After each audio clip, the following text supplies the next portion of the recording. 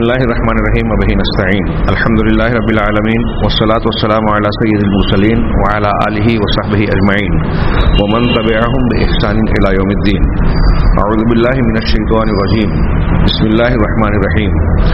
اللہ لا الہ الا هو الحی القیوم لا تأخذہ سنۃ ولا نوم لہ ما فی السماوات وما فی الارض من ذا الذی یشفع عنده الا بإذنہ يعلم ما بين أيديهم وما خلفهم ولا يحيطون بشيء من علمه إلا بما شاء وسع كرسيه السماوات والأرض ولا يؤوده حفظهما وهو العلي العظيم.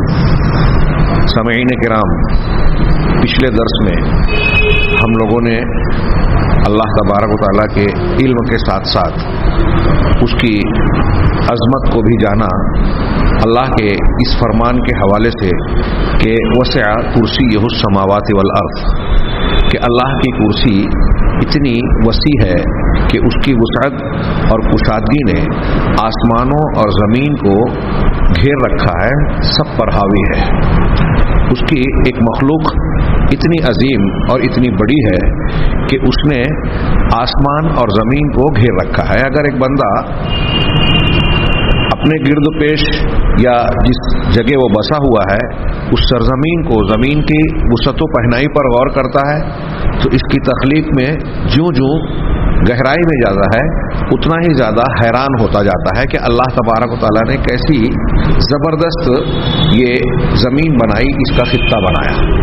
پھر اس زمین سے آگے بڑھ کر فضاؤں میں، خلاؤں میں دیکھتا ہے تو اس سے بھی بڑی بڑی مخلوقات اسے حیران کرتی ہے.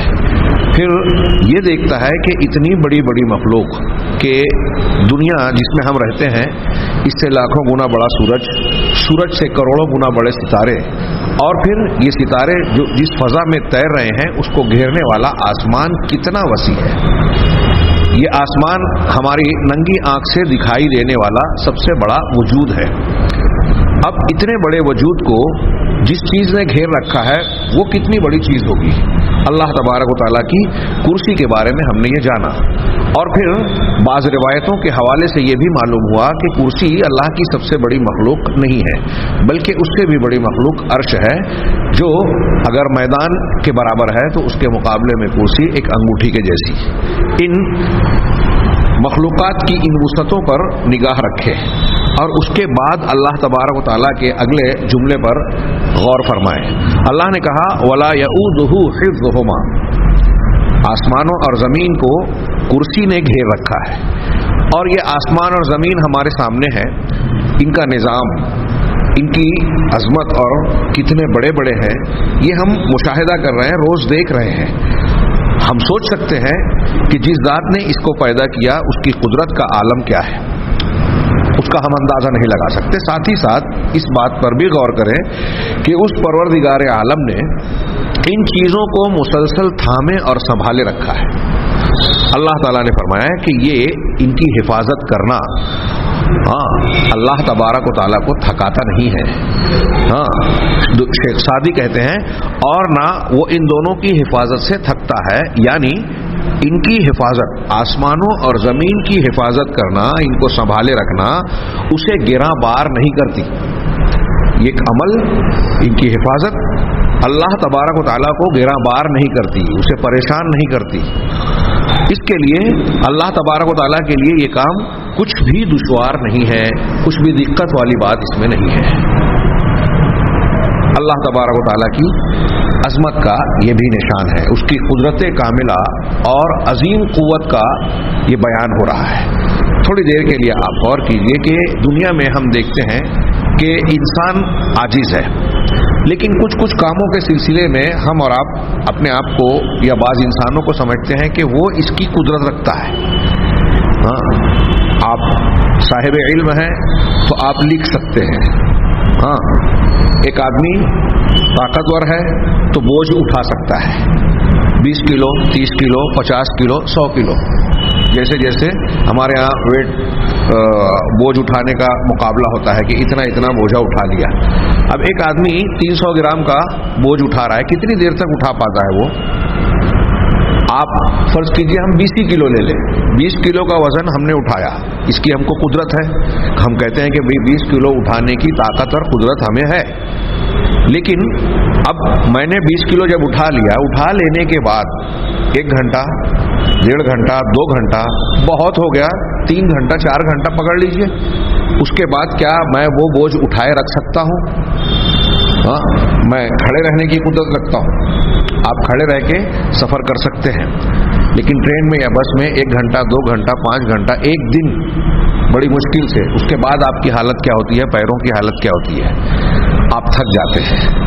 تھک جانا اس بات کی علامت ہوئی کہ جس چیز کی آپ قدرت رکھتے تھے، تھک جانے کے بعد آپ اس کی بھی قدرت نہیں رکھتے یا اس میں کمی آ گئی۔ 20 کلو آپ نے 1 گھنٹہ پہلے اٹھایا تھا فریش ہونے کی حالت میں تو بڑی آسانی سے اٹھا لیا تھا، لیکن اب 1 گھنٹے کے بعد وہی 20 کلو جو آپ نے 1 گھنٹے پہلے آسانی سے اٹھایا تھا، اب اسے اٹھائے ہوئے ہیں تو مشکل سے اٹھا رہے ہیں۔ یہ تھکن کا لاحق ہونا، شکستگی کا لاحق ہونا اس بات کی دلیل ہے کہ انسان کی یا جس آدمی کی بھی قدرت ہے وہ ایک خاص درجے تک کی ہے، اس کے بعد وہ جواب دے دیتی ہے، اس میں کمی آ جاتی ہے، تو اس کو قدرت کاملہ کسی بھی شکل میں نہیں کہہ سکتے۔ یہ ایک چھوٹی سی مثال ہے، معمولی سی بات ہے۔ اب اس کے مقابلے میں آپ اللہ رب العالمین کی شان کا مطالعہ کیجئے جو اللہ نے اس آیت میں بیان کیا، وَلَا يَئُودُهُ حِفْظُهُمَا۔ آسمان اور زمین کی حفاظت کوئی چھوٹا موٹا 20 کلو 40 کلو 100 کلو 1000 لاکھ 2 لاکھ نہیں، اندازہ لگائیے یہ کائنات کی کتنی وسیع ہے، ہاں اس میں جو کہکشائیں ہیں، گلیکسیز ہیں، وہ کتنی عظیم الشان اور وسیع ہیں، ہاں یہ سب کے سب رب العالمین کے سنبھالنے سے اس کے بنائے ہوئے نظام پر رواں دواں ہیں۔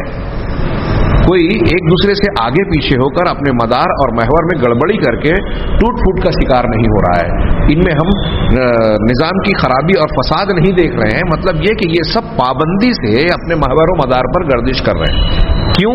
اس کا مطلب یہ کہ ان کو کسی نے سنبھالا دے رکھا ہے، وہ نظام چاہے بنایا ہو، چاہے جس کا کہ فلاں کشش ہے، اس کی وجہ سے کشش سکل کہتے ہیں، یا ہر ایک کا اپنا دائرہ ہے، اور فلاں جو بھی ہم تعبیر اور اصطلاح بیان کریں فلکیات کی، جغرافیے کی، اس نظام کا بنانے والا کوئی نہ کوئی ہے جس نے ان سب چیزوں کو ایک خاص قانون کا پابند بنا کر ایک نظام جاری رکھے ہوئے ہے۔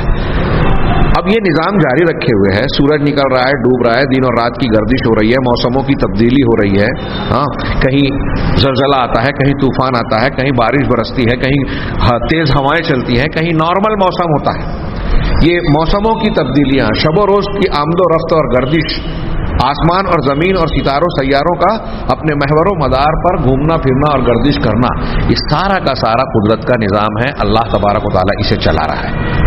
اسے چلانے میں، اسے سنبھالنے میں اللہ رب العزت کہہ رہا ہے کہ اسے تھکاوٹ لاحق نہیں ہوتی۔ کیا یہ کوئی معمولی بات ہے؟ کائنات میں اللہ تبارک و تعالیٰ کے علاوہ کوئی ہستی، کوئی ذات، کوئی مخلوق، کوئی فرشتہ، کوئی پیغمبر، کوئی بھی ذات ایسی ہے اس درجے کی؟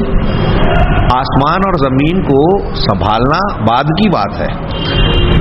توحید کی ایک دلیل کے طور پر اگر آپ یوں غور کریں کہ دنیا میں جن جن لوگوں کو اللہ کے علاوہ پوجا جاتا ہے، بڑی اہم دلیل ہے، غور سے سنیے، کہ جن جن چیزوں کو، معبودوں کو، شخصیتوں کو پوجا جاتا ہے وہ آسمان اور زمین کے بعد پیدا ہوئی ہیں۔ عموماً آسمان اور زمین نہیں تھے، پیدا ہوئے، پھر سورج چاند ستارے اور یہ نظام برپا ہوا، پیدا ہوا۔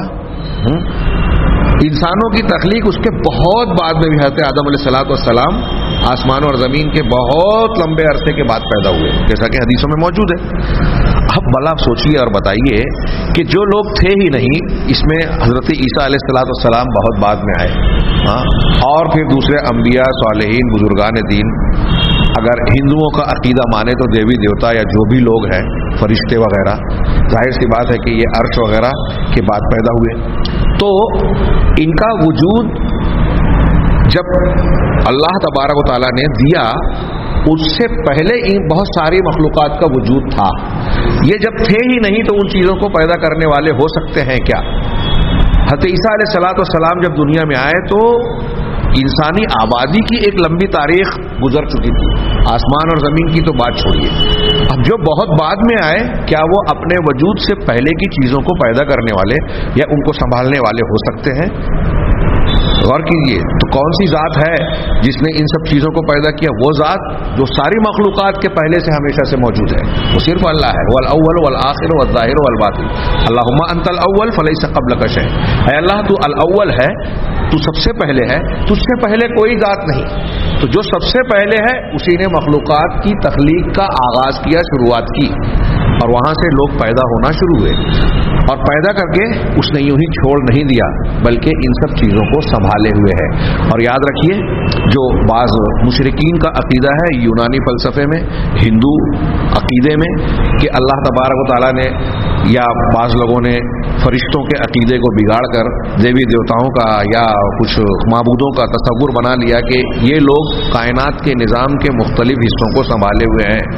تفسیر سورہ فاتحہ میں اس کی تھوڑی سی تفصیل میں نے بیان کی تھی کہ آسمان کا نظام، بارش اور پانی کا نظام، موت اور زندگی کا نظام الگ الگ فرشتوں کے ڈپارٹمنٹ کو بٹا ہوا ہے۔ یہ بات صحیح ہے کہ فرشتے آسمانی کتابوں اور اسلامی تعلیمات اور عقیدے کی بنیاد پر اللہ کی ایک طاقتور اور نوری مخلوق ضرور ہے، اور اللہ تبارک و تعالیٰ نے ان کو مختلف فرشتوں کو مختلف کام سونپ رکھے ہیں۔ کائنات کی ہر حرکت فرشتوں کے ذریعے سے انجام پاتی ہے، لیکن فرشتوں کے بغیر بھی اللہ تبارک و تعالیٰ ان ساری چیزوں کو انجام دینے پر قادر ہے، صرف کن کے لفظ کے ذریعے سے۔ فرشتوں کا محتاج نہیں ہے اللہ تعالیٰ، یہ فرشتے اس کی مخلوق ہیں اور اللہ کے احکامات کی تنفیذ کرتے ہیں، نافذ کرتے ہیں۔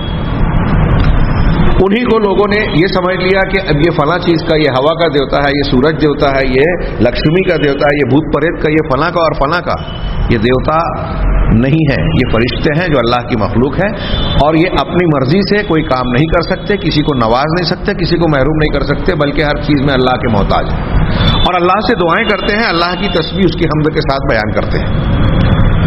کائنات کا نظام اللہ چلا رہا ہے، دوسرے لوگ نہیں چلا رہے۔ اللہ اس نظام کو چلانے میں کسی کا محتاج نہیں ہے، اسے چلا رہا ہے، اور اس کے چلانے میں اللہ تبارک و تعالیٰ کو کوئی دقت، کوئی پریشانی، کوئی فکر، کوئی ٹینشن، کوئی الجھن، کوئی رکاوٹ نہیں آتی۔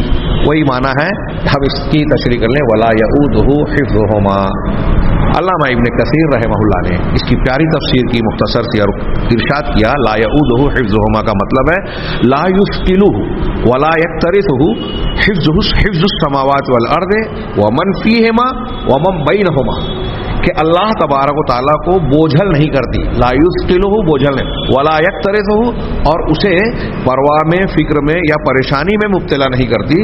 آسمانوں اور زمین کی حفاظت کرنا، آسمان اور زمین کی دیکھ بھال سے اللہ تبارک و تعالیٰ کو کوئی الجھن، پریشانی یا تھکاوٹ کا مسئلہ پیش نہیں آتا۔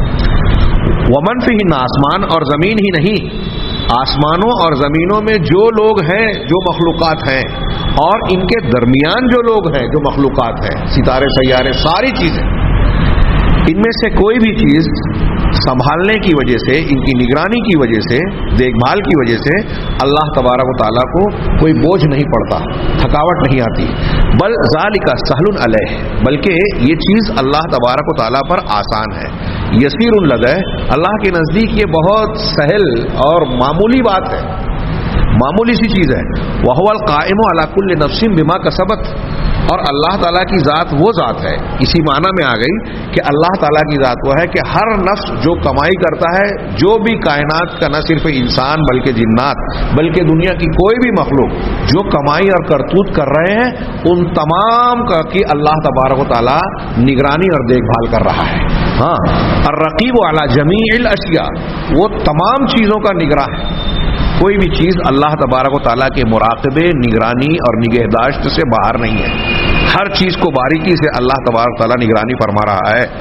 فلا یعزب عنہ شیء ولا یغیب عنہ شیء، کوئی چیز نہ اس سے اوجھل ہوتی ہے اور نہ اس کی نگاہوں سے، اس کے علم سے غائب ہوتی ہے۔ والاشیاء کلھا حقیرۃ بین یدیہ، یہ سب ولا یعودہ حفظہما کے معنی میں آ رہا ہے کہ اب دنیا کی تمام چیزیں اللہ تعالیٰ کے سامنے بہت حقیر اور معمولی ہیں، متواضعۃ، متواضع، کمتر، ہاں، ذلیلۃ، عاجز، صغیرۃ بالنسبت الی، اور اس کے مقابلے میں انتہائی چھوٹی اور انتہائی عاجز اور فروتر ہے۔ آپ یہ سوچیں کہ جیسے ہمارے لیے کوئی کام اگر قدرت والا بھی تو بولتے ہیں یہ بہت بڑا کام ہے، بڑا مشکل کام ہے۔ انسانوں کے لیے بہت ساری چیزیں کہتے ہیں کہ یہ تو پہاڑ توڑنے جیسا کام ہے، فلاں کام ہم نے کر بھی لیا لیکن اس میں بڑی مشقت ہوئی، زندگی کھپ گئی، سالہ لگ گئے، تھک گئے ہماری بہت ساری پونجی اور صلاحیتیں وقف ہو گئی۔ اللہ تبارک و تعالیٰ کے لیے کسی کام کو کرنے میں کائنات کے پورے ایک ایک ذرے سے لے کر ایک ایک آفتاب اور بڑے سے بڑے ستاروں تک کی نگرانی کرنے، سنبھالنے، ان کو تباہ و برباد کر دینے میں بھی اللہ تبارک و تعالیٰ کو کوئی پریشانی نہیں ہے۔ یہ سب اللہ کے لیے آسان ہے اور سب اللہ تبارک و تعالیٰ کے قبضہ اختیار میں ہے، کوئی چیز مشکل نہیں ہے، اس کے لیے صرف کن کہنے کی دیر ہے، اپنے ارادے کو عملی جامہ پہنانے کے لیے۔ سب چیزیں اللہ کے نزدیک ذلیل ہیں، صغیر ہیں، چھوٹی ہیں، سب کے سب کائنات کی ایک ایک چیز اللہ کی محتاج اور فقیر ہیں، اور اللہ کی ذات بے نیاز ہے، قابل تعریف ہے۔ غنی حمید کا ترجمہ کر رہا ہوں کہ اللہ غنی ہے، بے نیاز ہے، کسی کی کوئی ضرورت نہیں ہے اللہ کو، اور حمید ہے یعنی تعریف کی خوبی کے لائق ساری خوبیاں اس کے اندر موجود ہے، لہذا کسی چیز کے عاجز ہونے کی، کسی چیز سے کہ نہ کرنے کی صلاحیت کا سوال ہی پیدا نہیں ہوتا۔ کوئی کمی ہی نہیں ہے اس کے اندر کہ کسی اور کی مدد درکار ہو اسے۔ مدد درکار اسے ہوتی ہے جس کے اندر کوئی کمی ہو، علم کی، قدرت کی، صلاحیت کی، طاقت کی، دولت کی، کسی بھی چیز کی کمی کی وجہ سے دوسروں کا محتاج بنتا ہے انسان یا مخلوق۔ اللہ تبارک و تعالیٰ کے یہاں کوئی کمی ہے ہی نہیں، ساری خوبیاں کامل درجے کی ہے، اس لیے وہ بے نیاز ہے۔ الفعال لما یرید، اور وہ ایسی ذات ہے اللہ کی کہ جو چاہتا ہے کرتا ہے، جو چاہتا ہے اس کے کرنے میں اللہ کے لیے کوئی رکاوٹ نہیں ہے، اور نہ اس کو کوئی تھکاوٹ آتی ہے، نہ رکاوٹ ہے نہ تھکاوٹ ہے، اس لیے کہ اس کی قدرت کاملہ ہے، ہر چیز پر قوت اور اختیار رکھتا ہے۔ الذی لا یسأل عما یفعل، یہ وہ ذات ہے اللہ کی کہ جو اللہ کرتا ہے اس پر اس سے سوال نہیں کیا جا سکتا۔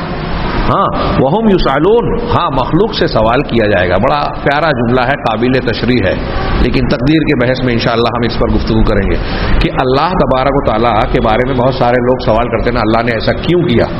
اگر اعتراض کے طور پر یہ کر رہے ہیں تو یہ ان کی بندگی کے منافی بات ہے، اور رب کی ربوبیت اور اس کی عظمت کے خلاف بات کر رہا ہے بندہ۔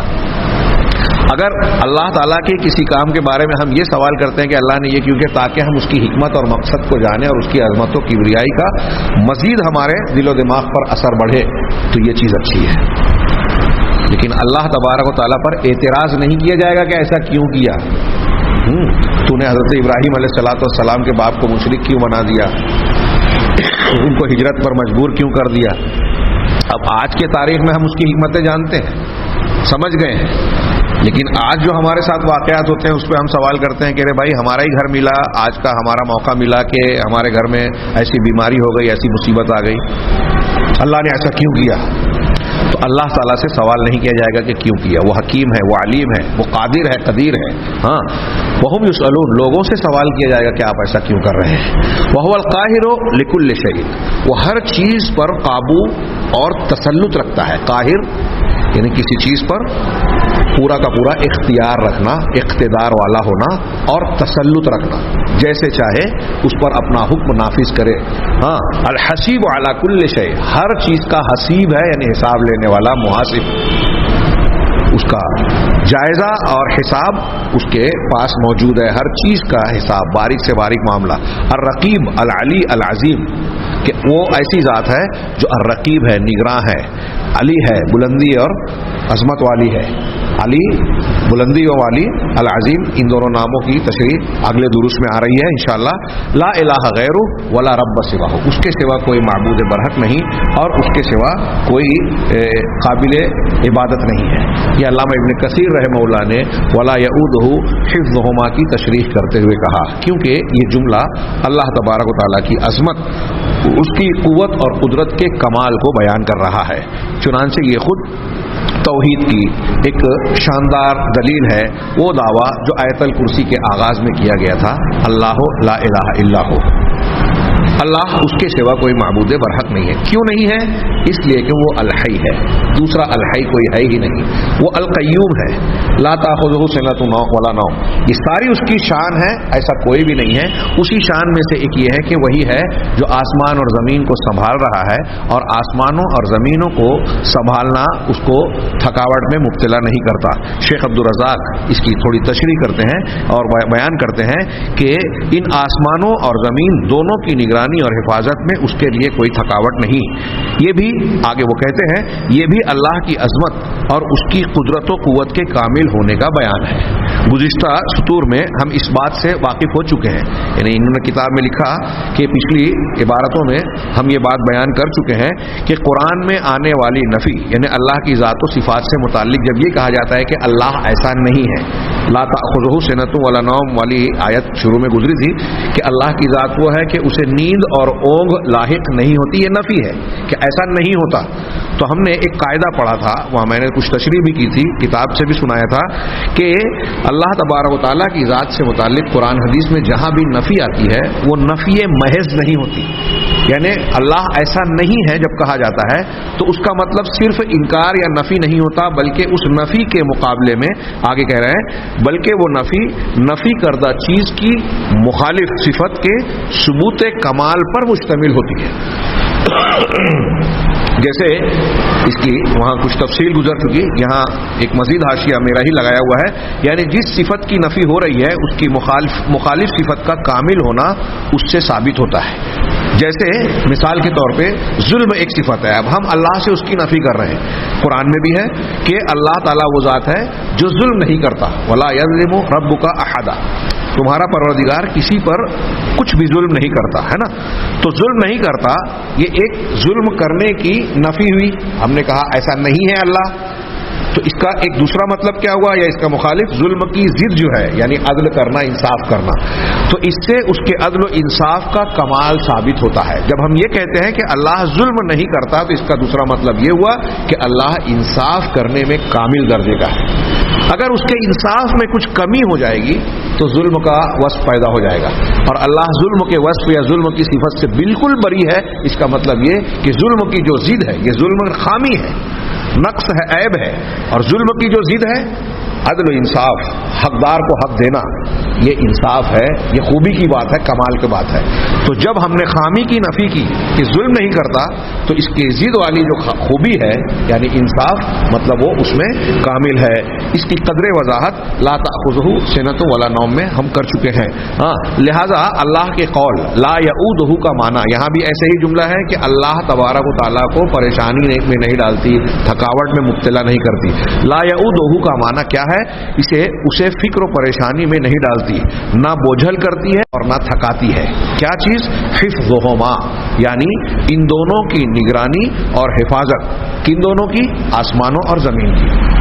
آسمان کئی ہیں, 7 ہیں, تو ان کو ایک جنس کے اعتبار سے ایک کہا, اور زمین کو جنس کے اعتبار سے کہا, دونوں آسمان اور زمین. ان دونوں کی حفاظت اللہ تبارک و تعالیٰ کو بوجھل نہیں کرتی, تھکاتی نہیں, پریشانی میں مبتلا نہیں کرتی. اس نفی میں یہ جو کہا کہ اللہ کو تھکاتی نہیں, یہ نفی ہو رہی ہے, تو اس نفی میں اللہ کی قوت و قدرت کے کامل ہونے کا اس بات ہے. کیوں؟ کیونکہ تھکن آتی تو یہ چیز قدرت و قوت میں کمی کی علامت ہوتی, جو میں نے ابھی کچھ پہلے وضاحت کر کے سمجھانے کی کوشش کی. تھکن کا نہ آنا دلیل ہے کہ وہ کامل قدرت اور کامل قوت والا ہے, اس کی قوت اور قدرت میں کوئی کمی نہیں ہے.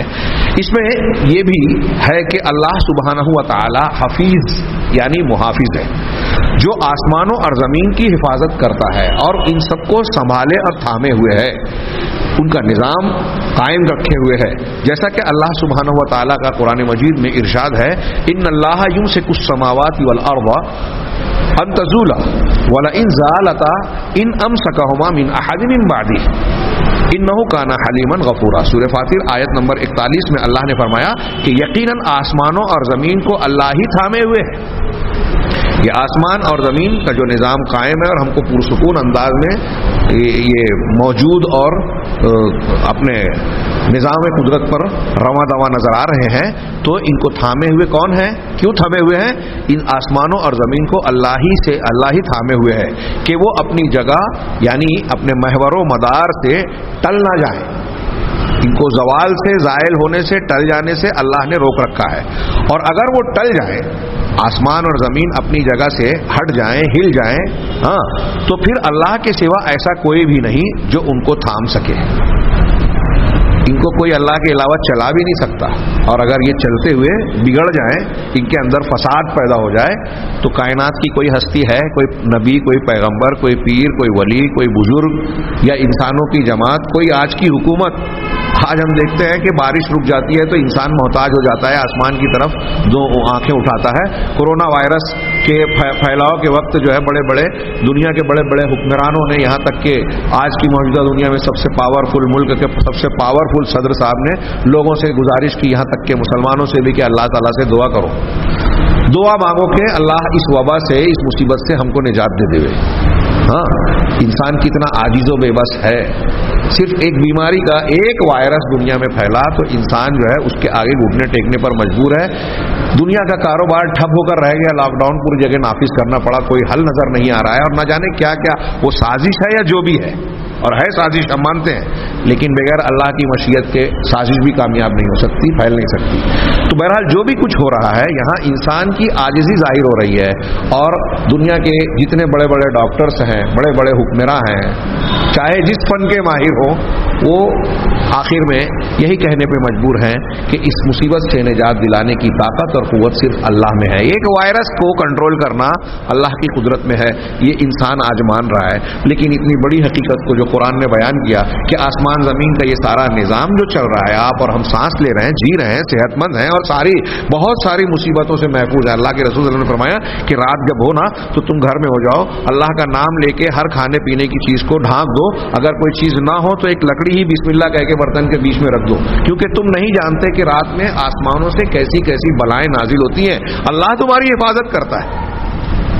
ہم بہت سی چیزوں کو، بلاؤں کو، مصیبتوں کو، بیماریوں کو جانتے بھی نہیں، اللہ نے ہم کو اس سے بچا رکھا ہے. تو یہ نظام جو چلا رہا ہے رب العالمین چلا رہا ہے، اس کی قدرت ہے. اور ان کو چلانے میں اللہ تبارک و تعالیٰ کو کوئی دقت، کوئی پریشانی، کوئی دشواری نہیں ہوتی. وہ اس عمل سے، یہ عمل اللہ تبارک و تعالیٰ کو گرہبار نہیں کرتا، تھکاتا نہیں. یہ کوئی معمولی بات نہیں ہے. ایسی ذات اللہ کے سوا کسی اور کی ہے ہی نہیں. قرآن کی آیت میں یہ ہے کہ اگر یہ آسمان اور زمین، جن کو اللہ نے تھامے رکھا ہے، اگر یہ اپنی جگہ سے ٹل جائیں، ہٹ جائیں، ہل جائیں، ان کے اندر بے ضابطگی اور بے ربطگی پیدا ہو جائے، تو پھر اللہ تعالیٰ کے سوا ایسا کوئی بھی نہیں جو ان کو تھام سکے. بے شک وہ بڑے تحمل والا، وہ بڑا بخشنے والا ہے. تحمل والا یہاں کیوں کہا؟ کہ اللہ تبارک و تعالیٰ کی شان ایسی ہے کہ سارا نظام اللہ چلا رہا ہے، روزی آپ کو اللہ دے رہا ہے، مصیبتوں سے وہ بچا رہا ہے. آپ کسی اور کی پوجا کر رہے ہو، اللہ کا انکار کر رہے ہو، اس کے رسولوں کو کی نافرمانی کر رہے ہو، اس کے ان فرامین کا مذاق اڑا رہے ہو، قرآن حدیث کو رد کر رہے ہو اپنی عقل سے، کسی اور وجہ سے قرآن حدیث کا، اس کے باوجود اللہ تبارک تعالیٰ تم کو مہلت دے رہا ہے. ان سب چیزوں کو سنبھالے ہوئے ہے، ان سب چیزوں کا نظام قائم رکھے ہوئے ہے. وہ چاہے گا تو صرف کن کہے گا اور سارا آسمان زمین پھٹ پڑے گا، ٹوٹ جائے گا. تم ایک لمحہ، ایک سانس نہیں لے سکتے اگر اللہ نہ چاہے. لیکن اللہ پھر بھی مہلت دے رہا ہے. یہ اس کی بردباری ہے کہ سارے نظام کو قائم رکھا ہے، ہم اور آپ اس کی نافرمانی کر رہے ہیں. کچھ لوگ اس کا کفر کر رہے ہیں، کچھ لوگ شرک کر رہے ہیں، اللہ کے دین اور اس کے رسول کی مخالفت کرتے ہیں، پھر بھی اللہ مہلت دے رہا ہے. یقیناً وہ بڑے تحمل والا اور بخشنے والا ہے، معاف کر دیتا ہے. تحمل کر رہا ہے کہ ہم کو مہلت دیا، معافی مانگ لے تو کتنا بھی گنہگار ہو اس کے باوجود معاف بھی کر دیتا ہے. کتنا بڑا سرکش تھا فرعون. حضرت موسیٰ سے کہا کہ جاؤ اس کو سمجھاؤ، شاید مان جائے. انسانی بنیاد پر کہا، اللہ کے علم میں تو تھا کہ نہیں مانے گا، لیکن اللہ تبارک و تعالیٰ کا عفو و رحمت کا دروازہ ایسا ہے کہ فرعون بھی اگر توبہ کر لیتا اس وقت، اللہ موسیٰ علیہ السلام پر ایمان لے آتا تو اللہ معاف کر دیتا. یہ اس کے اشارے میں ظاہر ہوتا ہے. ایک جگہ اللہ تعالیٰ نے ارشاد فرمایا قرآن میں، وَمِنْ آیَاتِهِ أَن تَقُومَ السَّمَاءُ وَالْأَرْضُ بِأَمْرِهِ، اور یہ سورہ روم کی آیت ہے.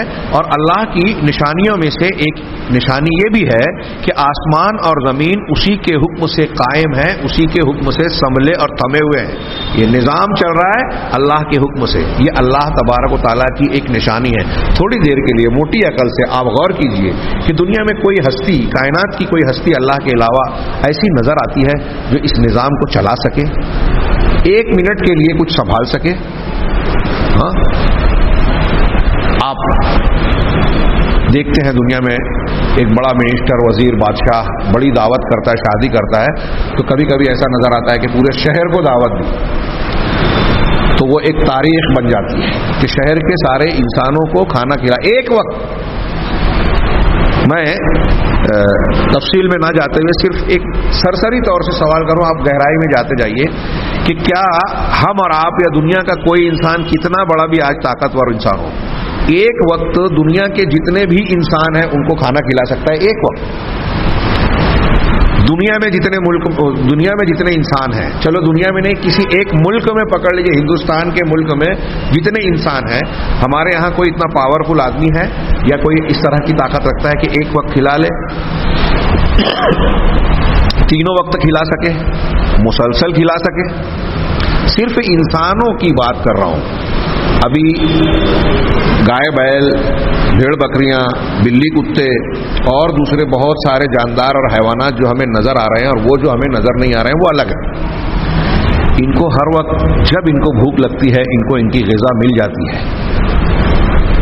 ان کے پرندوں کو، چرندوں کو آپ دیکھیے، گھر سے نکلتے ہیں تو کوئی گھر میں راشن نہیں ہے ان کے گھونسلوں میں، صبح نکل رہے ہیں تو کوئی ٹھکانہ نہیں ہے کہ کہاں جائیں گے، لیکن شام کو جب لوٹتے ہیں تو پیٹ بھرا ہوتا ہے۔ معمولی بات ہے یہ انتظام کون کر رہا ہے؟ یہ کیا خود بخود ہو رہا ہے؟ یہ اللہ تبارک و تعالیٰ کی ربوبیت ہے، اس کی عظمت ہے، اور کائنات کا جو نظام وہ سنبھال رہا ہے اس کا ایک معمولی سا ایک پہلو اور ایک حصہ ہے۔ ایسی کتنی چیزیں ہیں جو اللہ تبارک و تعالیٰ سنبھالے ہوئے ہے، آسمانوں میں، زمین میں، پانی میں، پہاڑوں میں، فضاؤں میں، انسان کے اندر، جنات کا، ان کے جسم کے اندر کا نظام۔ ہمارے جسم میں جب سب کچھ ٹھیک ٹھاک ہے تو ہم بیماری سے محفوظ ہیں۔ اللہ تعالیٰ نے چاہا تو کسی کو کینسر دے دیا، کسی کو وائرس HIV دے دیا، کسی کو کورونا دے دیا، کسی کو کوئی بیماری دے دی، کسی کو کوئی بیماری دے دی، اور پھر کسی کو چاہا تو پھر اس بیماری سے شفا بھی دے دی۔ یہ ساری چیزیں اللہ تبارک و تعالیٰ کے شان اور اس کے نظام چلانے کے اندر داخل ہے۔ تو یہ کون سی ذات ہے؟ کیا کوئی کائنات کی کسی ہستی کے بارے میں ایسا ہم تصور کر سکتے ہیں اللہ کے علاوہ؟ کوئی نہیں ہے۔ کتنی زبردست اور عظیم دلیل ہے یہ توحید کی۔ جب صرف اللہ ہی ایسا ہے تو پھر کسی اور کو ہم اللہ کا حق کیوں دیں، کس بنیاد پر دیں؟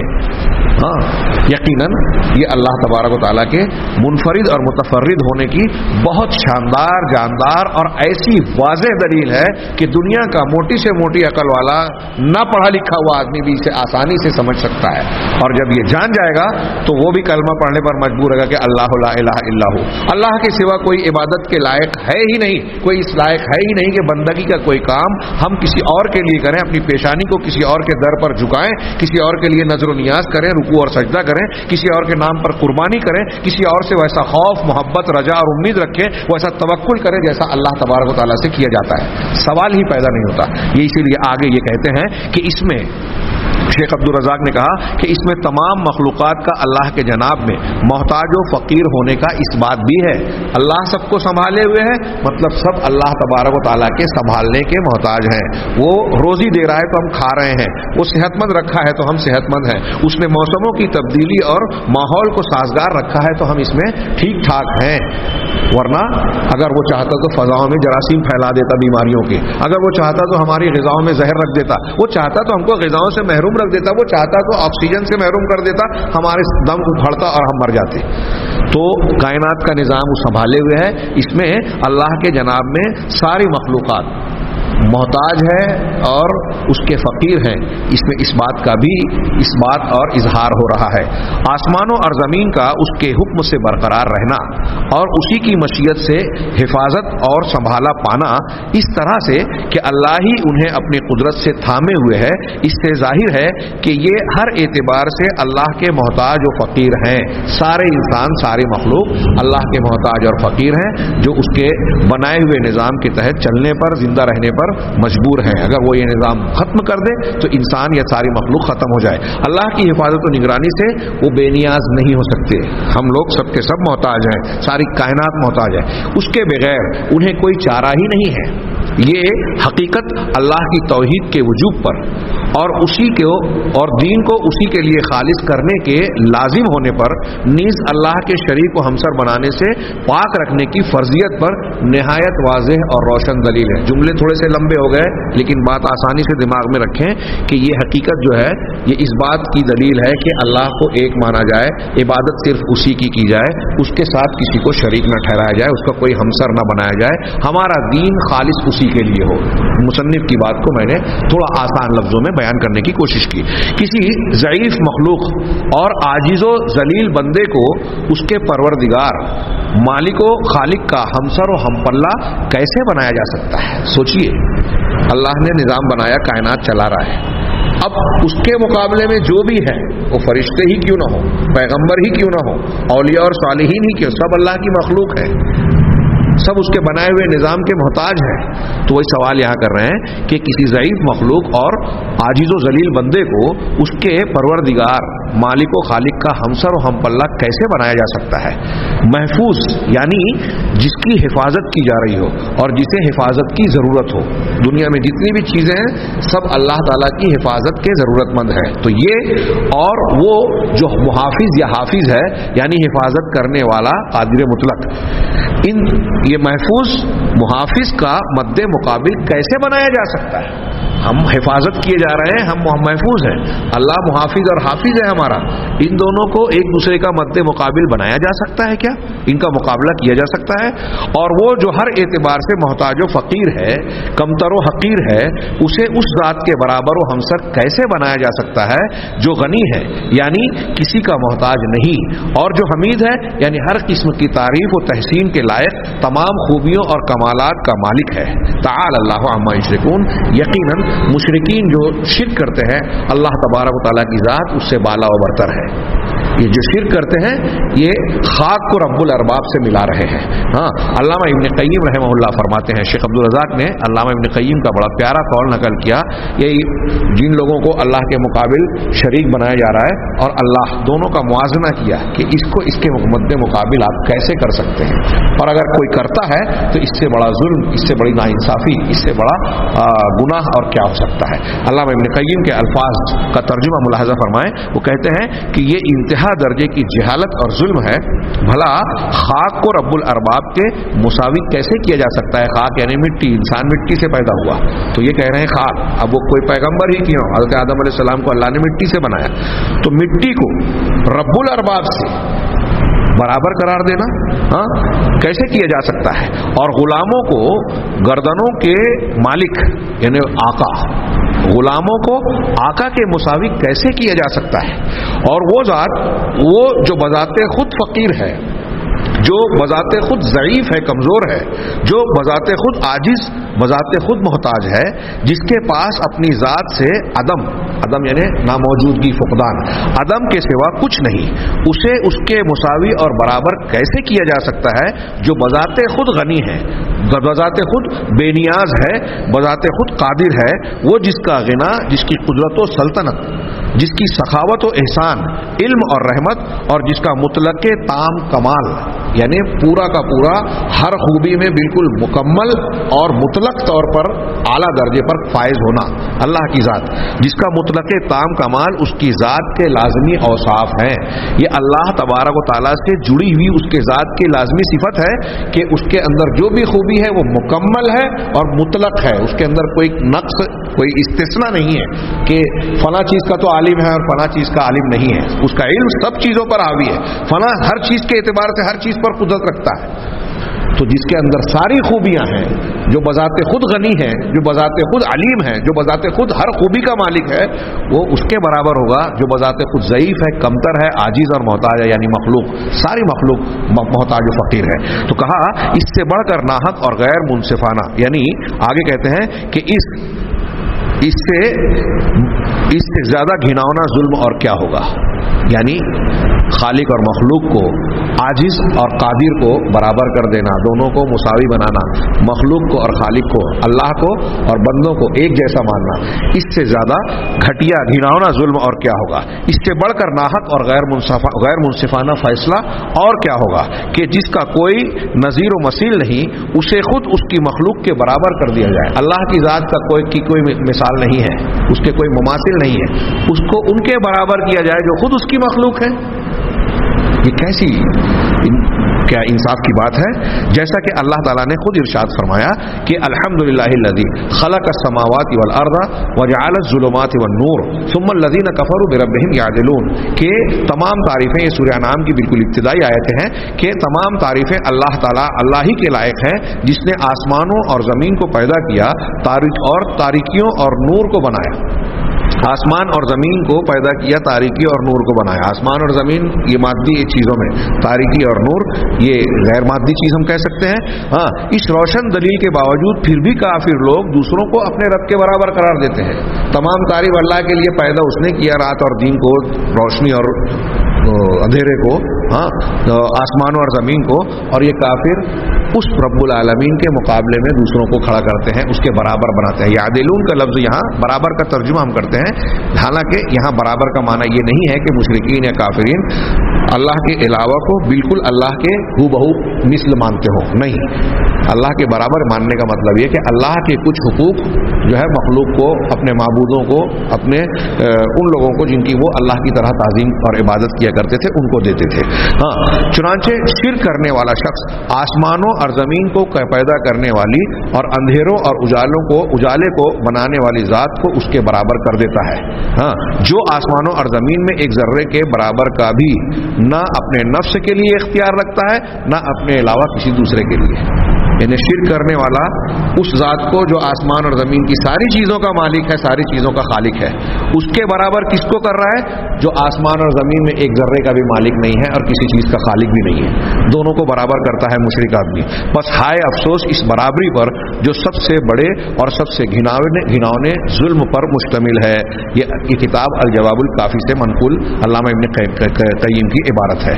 یہاں یہ گفتگو ختم ہوئی کہ لا یعودہ حفظہما کی جو تشریح ہم پڑھ رہے تھے، یہاں ان کا بیان ختم ہوا کہ اللہ تبارک و تعالیٰ کو اس کی حفاظت، آسمانوں اور زمین کی نگرانی، حفاظت کرنا، ان کو سنبھالا دینا، اس کو کوئی تھکاوٹ میں مبتلا نہیں کرتا۔ یہ اللہ کی توحید، اس کی عظمت اور اس کی قدرت کاملہ کا زبردست بیان ہے۔ اب اس کی تکمیل اور اس کا ایک انتہائی درجہ آیت الکرسی کے آخری جملے میں ہو رہا ہے، جس میں اللہ نے فرمایا کہ وَهُوَ الْعَلِيُّ الْعَظِيمُ، کہ اور اللہ کی ذات وہ ہے جو العلی ہے، العظیم ہے۔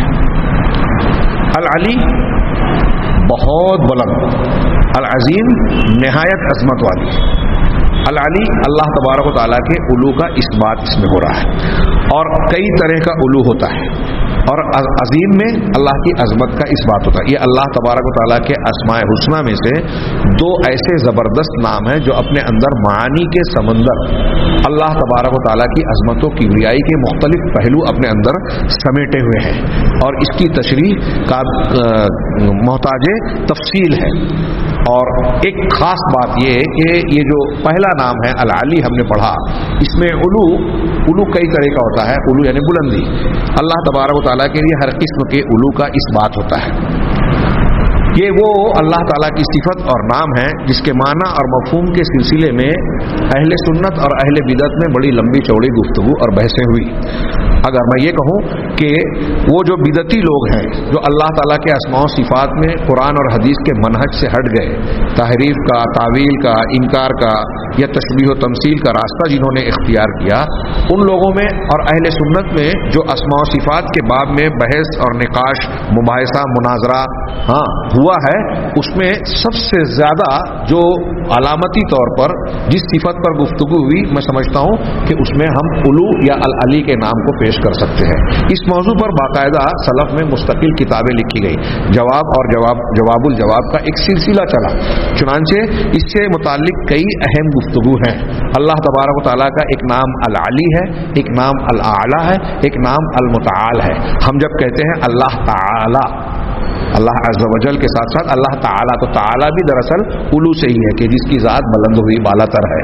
اس سے کئی مسائل متعلق ہیں اور اس میں کئی بدعقیدگیوں کا جو آج ہمارے گرد و پیش میں بدعتی لوگ، اہل تصوف ہوں یا عقل پسند لوگ ہوں یا قرآن و حدیث کی تعویل و تحریف کرنے والے طبقات ہوں، روافظ ہوں، قدریہ ہوں، جن کے جراثیم آج بھی ہمارے گرد و پیش میں پائے جاتے ہیں، انکار حدیث کی شکل میں یا جدید فلسفے کی شکل میں، انشاءاللہ ان گفتگو، ان باتوں اور خیالات کو جو العلی سے تعلق رکھتے ہیں، اللہ تبارک و تعالیٰ کے اسماء و صفات سے متعلق، انشاءاللہ آئندہ دروس میں ہم جہاں اللہ کی عظمت اور علو کے معنی اور مفہوم کو جانیں گے، وہاں ان کا بھی جائزہ لیں گے جو اس معنی کو پھیر کر دوسرے معنی پر محمول کرنے کی کوشش کرتے ہیں اور اس سلسلے میں گمراہیوں کا شکار ہیں۔ اس سے متعلق کئی عقیدے کے مسائل جڑے ہوئے ہیں، انشاءاللہ آئندہ دروس میں ہم دیکھیں گے۔ اللہ تبارک و تعالیٰ سے دعا ہے کہ وہ ہمیں صحیح علم عطا فرمائے اور اسی کے مطابق ایمان اور عمل اختیار کرنے کی توفیق دے اور اس کو ذریعہ بنائے دنیا اور آخرت میں ہماری نجات و کامیابی کا۔ وآخر دعوانا ان الحمد للہ رب العالمین۔